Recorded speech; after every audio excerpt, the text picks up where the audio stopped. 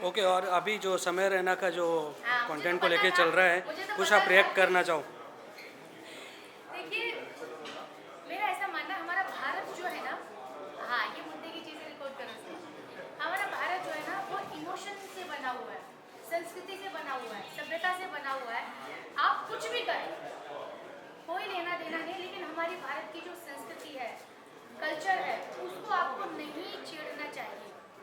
क्योंकि हमारे जैसे कि माता पिता को भगवान माना जाता है, भगवान से पहले भी माँ को माना जाता है ना, सिखाया जाता है। हमारे गुरु जो रहे टीचर, उन्होंने भी यही सिखाया। तो कुछ भी आप करें, कॉमेडी करें, किसी भी तरीके का रियलिटी शो करें, कुछ भी आप कपड़ा पहने, किसी भी तरीके से कमेंट करें, लेकिन हमारे भारत की संस्कृति को नहीं छेड़ना है।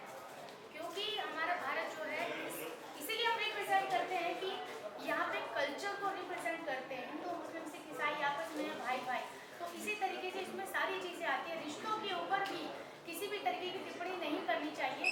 मैं ये कहना चाहती हूँ स्ट्रिक्टली कि आजकल ऐसे रियलिटी शो चल रहे हैं जिसमें इंसान की पर्सनल लाइफ के ऊपर भी मजाक बना देते हैं। किसी की ज़िंदगी में अगर कुछ हादसा हो जाता है, चाहे वो पर्सनल हो चाहे प्रोफेशनल हो, वो मजाक का पात्र नहीं हो सकता।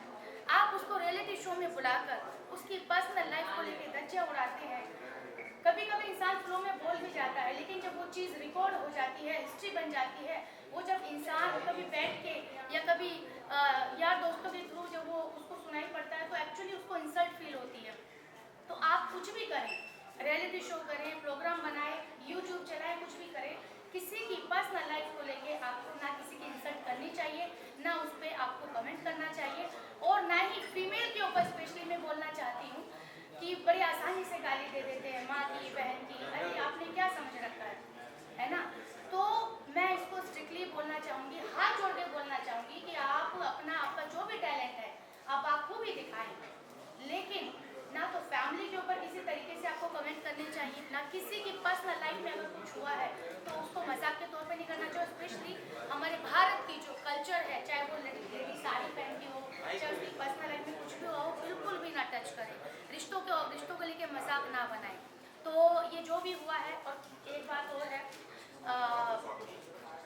जितना कम बोलोगे उतना ज़्यादा अच्छा है। हालांकि मैंने बहुत बोल दिया। कहते हैं ना कि भाई मुद्दे की बात करो, बहुत अच्छा है। और समय समय रैना जी की बात करूं, लेकिन बात यहाँ पे समय की करती हूँ कि कभी कभी ना इंसान का समय बहुत अच्छा चलता है और कभी कभी समय का ही दोष होता है। तो आई थिंक ये अभी जिनके साथ हुआ है, समय और रणवीर जी के साथ, आई थिंक ये समय का भी दोष हो सकता है कि एक समय था कि हर कोई आके वहाँ बैठना चाह रहा है और आज लोग पॉडकास्ट कैंसिल कर रहे हैं। तो कहीं ना कहीं एक जुबान का दोष है कि शब्द गलत यूज कर लिया, कहीं ना कहीं समय का दोष है, कहीं ना कहीं ग्रह का दोष है। तो आई थिंक सारी चीज़ें हावी हो गई है उनके ऊपर, बिना सोचे समझे बोल दिया। अच्छा, फिर आप ठाके भी लगा रहे हो, है ना? तो फिर तो कुछ नहीं बचता। एक बात अगर आपकी जबान से निकल के, कहते हैं ना कि तीर वापस नहीं ले सकते यार, है ना? तो आई थिंक बहुत सोच समझ के बोलने की ज़रूरत है। उनको लोग फॉलो करते हैं, इंस्पायर होते हैं उनकी जर्नी से, और अगर ऐसा इंसान बोल दे तो कहीं ना कहीं ठेस तो लगती है। स्पेशली अगेन वंस अगेन, माता पिता के ऊपर रिश्तों के बारे में कभी गलत नहीं बोलना चाहिए। बस ये बोलना चाहूँ, चाहे वो मैं हूँ या कोई भी हो। आपने बोला महिलाओं की इज्जत करनी चाहिए, उसमें एक महिला क्रिएटर भी थी, जो कि वो भी किस तरीके से बात करी, आपने देखा रहेगा वो वीडियो, उस पर कुछ बोलना? मैंने वही बोला ना कि देखिए, आई थिंक एक तो वो बच्ची भी है शायद, है ना? और वो इस लाइफ को ना बहुत इंजॉय करते हैं। उनको लगता है हम बहुत स्ट्रेट फॉरवर्ड है, गाली को हम बड़े बिंदास तरीके से लेते हैं।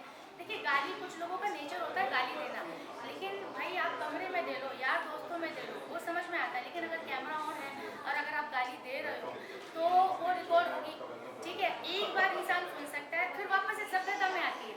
हमारे भारत की संस्कृति में नहीं लिखा है कि आप गाली दे के बात करें। वो आपका स्टाइल हो सकता है, वो आपका कैरेक्टर हो सकता है, आप एक्टिंग नहीं कर रहे हो, आप जीती जागती पर्सनैलिटी हो, कैमरे के सामने बोलते हो। तो आई थिंक बच्ची है शायद, कभी कभी ना एक उम्र, एक एक्सपीरियंस हमारे मिस्टेक्स को सुधारने के लिए भी समय लगता है। तो आई थिंक शायद जब ये 3-4 जो लोग हैं, बुरा समय जिनके साथ चल रहा है, ये गलती से वो भी सीख रहे होंगे, सीखे हैं डेफिनेटली, और जो और भी उनके जैसे कंटेंट क्रिएटर है वो भी सीखेंगे कि भाई कैमरे पे एक लिमिट ही अच्छी लगती है, अच्छी बातें ही अच्छी लगती हैं।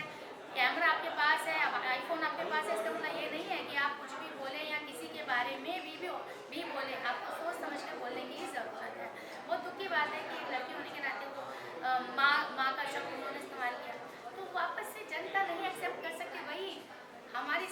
बारे में जनता नहीं एक्सेप्ट करने वाली, चाहे वो मैं बोलूँ चाहे वो आप बोलें। तो इसलिए जनता ही है जो आपको बनाती है और जनता ही है जो एक सेकंड में उतार देती है। तो इसलिए और बाकी जो क्रिएटर हैं शायद उनको भी सीख मिली होगी कि भैया जब इनका बोरिया बिस्तरा बंद हो सकता है तो किसी का भी बंद हो सकता है। बिग बॉस के बारे में भी, जब बिग बॉस में भी ऐसे कुछ चीज़ें हो जाती हैं तो जनता ना खुश हो जाती है ना। तो जनता ही जनार्दन है, चाहे बात इंडस्ट्री की करो चाहे बात किसी भी फील्ड की करो, जनता है तो आप है और जनता से ही भारत है। It's very simple. Thank you.